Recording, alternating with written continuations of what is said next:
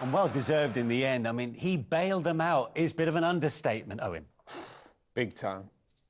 And he deserves his new deal because he's the one, you know, even you saw in that game against Manchester City, they didn't play great, but Amad showed up right at the end in the big moments. And, you know, he's only 22, but for such a young man, he has a feel for the big moments. I mean, imagine if they would have lost to Southampton today.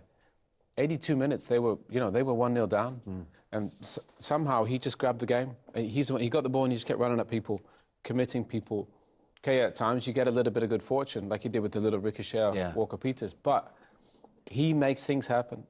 Man United fans are used to seeing wingers get on the ball and make things happen, and Amad does that, so credit to him. You know, he's smiling, he's scoring goals, he's just, you got to love watching him. Yeah, and at 22, to show the composure that he did, you know, because everything was on the line, really, wasn't it, for Manchester United at that point? He's a confident player, and I think even just listen to his interview, he's got an attitude and a charisma about him that I think is exactly what Man United need a little more of. That's the one we spoke about, the ricochet, but just because he comes in with intensity, it almost helps him get that ricochet. That's the reason it does fall in his favour. And he's so positive, isn't he, Rachel? He wants to get at He's straight at you. Yeah. And that's a good finish. You know, he knows he's going to probably hit it hard and he keeps it low. Ramsdale tries as quickly as he can to make himself big and, you know, he sneaks it underneath him.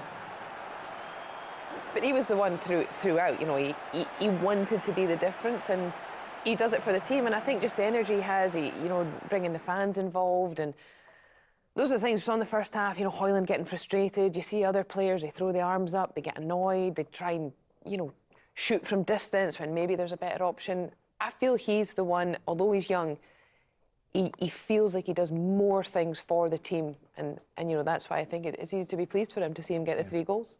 I mean, you'd expect that to come from some of the more senior players, right?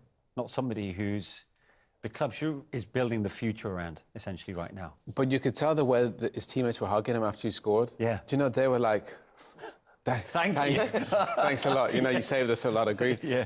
And that's how they look up to him, even though he's probably one of the youngest out there. He's the guy that they get him the ball and he just runs at people. It wasn't good football, by the way. Do you know, they didn't play good football today.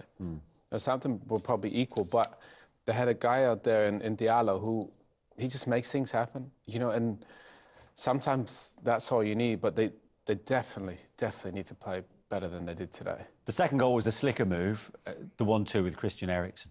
Yeah, the second goal's a great move, but again, you see him, he gets the ball in a space where he can face up Walker-Peters, he walks it down the line, and you just see here Eriksen just... the weight of the pass from him in the first instance allows Eriksen to play it first time. He knows he then has the pace and the power to accelerate. He knows the ball's going to come back to him. And that's also intelligent play. This little pass here, you know, it's soft enough that he knows it's coming first time. Beautiful ball from Eriksen. Just that's a difficult pass. That's a really brilliant ball. Pass. But not one other United winger would make that run after playing that ball to Eriksen. They'd stand still. He plays the ball and he runs forward, Manish. He runs into an area where he can affect the game. That's why Eriksen plays in the ball. That's a difficult finish. By the way, you know, the young guy, he just gets it and he runs at you. And he puts defenders under pressure.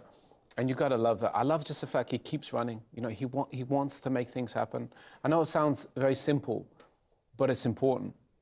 Yeah, Xerxes was involved in that first, Eriksen clearly in the second. Substitutes played a massive role in the end.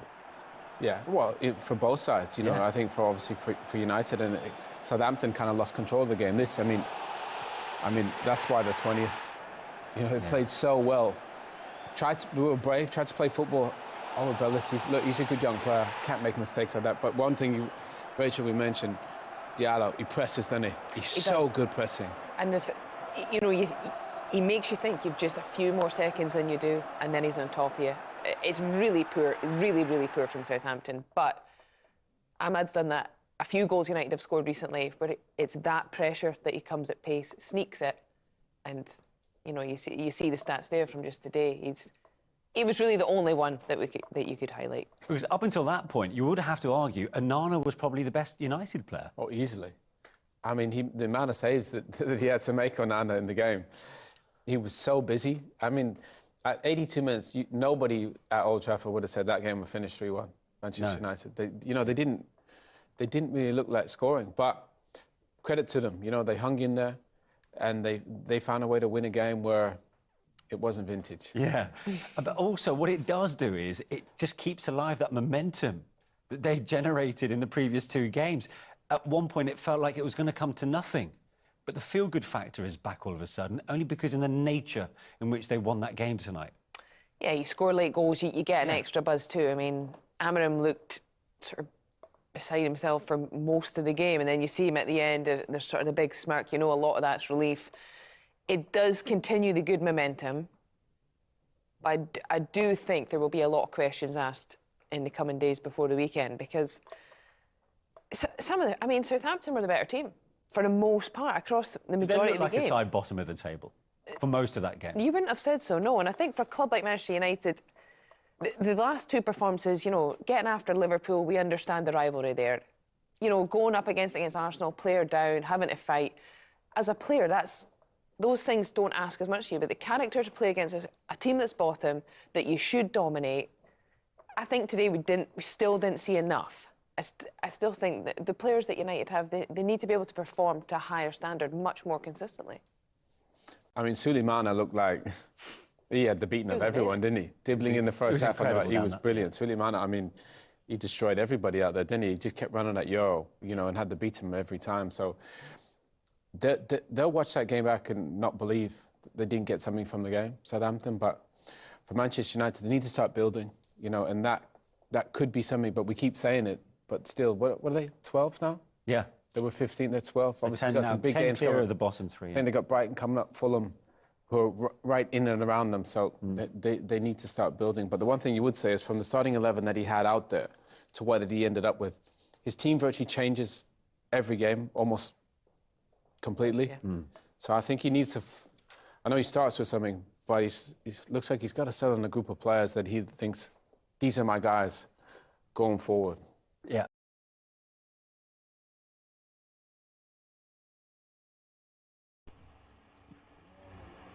Wow, Manchester United, you know, coming from 1 goal down to win 3-1. Oh, well, I mean, the result flatters them. Honestly speaking, the result flatters them. If you look at the performance proper, I think Southampton, you know, played a lot better for most duration of the game. And then, I mean, I think some of the substitutes they made in the second half killed their momentum, and also, I mean, handed Manchester United the initiative. I think they were a little bit more defensive after those changes. But again, the man of the match, the man of the moment, I mean, the player of this particular time at Manchester United, Amad Diallo. What a guy, what a player. You know, apart from having skills, you know, at times, you know, some people believe that skills, you know, are everything a player needs. No, a player needs much more than that. Heart also goes with that. If you don't have the heart, you have the skill, it can only take you somewhere, but it wouldn't take you to the top. This guy is heading to the top. He has the skills, he has the heart, he has everything. I mean, he's driven. He won this game single-handedly for Manchester United, you know, based on his heart. He worked so tirelessly. He worked so, I mean, the extra yard to get to the ball, you know, especially the second goal from that ball from Eriksen to him. Not some players will just give up, but he didn't. He kept going and try and stretch and try and, you know, get something on the ball and then convert the chance, and that gives Manchester United 2-1. I mean, lead, and then Southampton made a mistake at the back. He was there again, pressing, recovering the ball, scoring 3-1. So it is one of those classic moments that a player, everything turns out good for him, and you have to look at it and think that this is the definition of being a professional footballer. Not just having the skills, the technical ability, but also having the heart to do a lot more than what you can normally achieve with your skills. So I think this boy, he's going places. I like him a lot. I think that with his mentality, his work rate, there is no way he's not going to make it as a footballer at the highest level. At the moment, he's Manchester United's best player. No doubt about that. You know, you can argue all you want. Bruno Fernandes, Garnacho's, I don't care. He's Manchester United's best player. End of story.